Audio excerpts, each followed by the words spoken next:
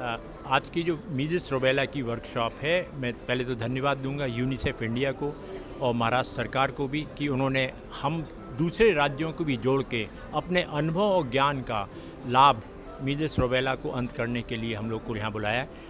Measles rubella एक बहुत ही घातक बीमारी है।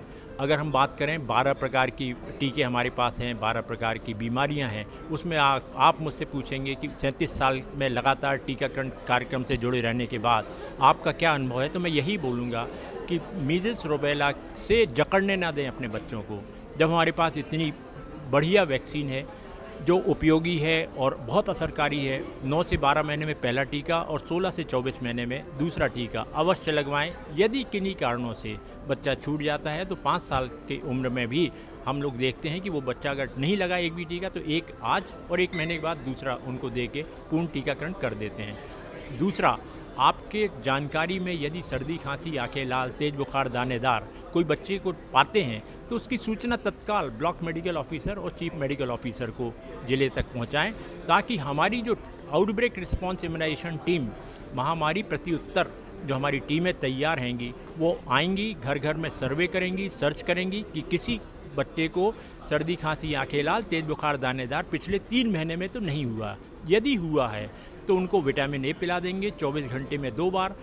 ये WHO ने ज्ञान दिया है कि अगर 2 बार 24 घंटे में विटामिन ए थेरापेटिक डोज पिला दिया जाएगा तो बच्चे की मौत की संभावना नगण्य हो जाएगी। इसमें भी आपका सहयोग चाहिए। और तीसरा, यदि सर्दी, खांसी, आंखें लाल, तेज बुखार, दानेदार होता है आपके बच्चे को, तो कृपया स्कूल अगर जा रहा है तो स्कूल ना भेजें 7 दिन तक। क्यों? क्योंकि कोविड में हमने देखा था कि हम लोग 7 से 14 दिन अगर आइसोलेट कर देते थे तो बीमारी का फैलाव रोक लेते थे।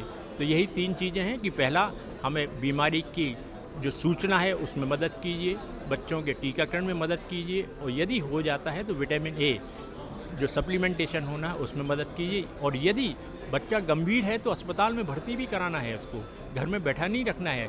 ये देवी प्रकोप नहीं है जो एक मान्यता चल रही है समाज में कि ये देवी प्रकोप है। नहीं, अब माइक्रोस्कोप ने ये बता दिया कि ये वायरस रोग है, आतंकी वायरस है, सबसे घातक, सबसे मारक, सबसे दूरगामी असर करके सबसे तेज़ी से महामारी पैदा करने वाला वायरस है, और इसको हम और आप मिलके ही ख़त्म कर पाएंगे। मैं शुरू से 2 बूंद ज़िंदगी वर्ड को क्वाइन में नहीं किया था। हम पहुँचे उन तक जो न पहुँचे हम तक, ये टैगलाइन थी मिशन इंद्रधनुष की, मेरे श्रीमुख से निकली थी, और मैं मिनिस्ट्री ऑफ हेल्थ में भी रहा हूँ। कोशिश करते हैं कि हमारे पास जो ज्ञान है उसका यूज करें। मैं आपको थोड़ा सा सुना देता हूँ वो पोयम क्या है। चलो चले हम करें अब MR रोग की विदाई, कितनी खुशनसीब है ये पीढ़ी हमारी, 1978 में की बड़ी माता की सफाई, 2011 में पोलियो बीमारी निपटाई, चलो चले हम करें MR रोग की विदाई। सबसे बड़ा धर्म दूसरों की भलाई, सबसे बड़ा सुख निरोगी काया कराई, सबसे बड़ी खुशी मनचाही सफलता पाई, चलो चले हम करें MR रोग की विदाई। सोच लें अगर कोई मंजिल दूर नहीं भाई, कोशिश करने वालों ने ही हमेशा सफलता है पाई, खुली आंख से देखे सपने की है ये सच्चाई, चलो चले हम करें MR रोग की विदाई।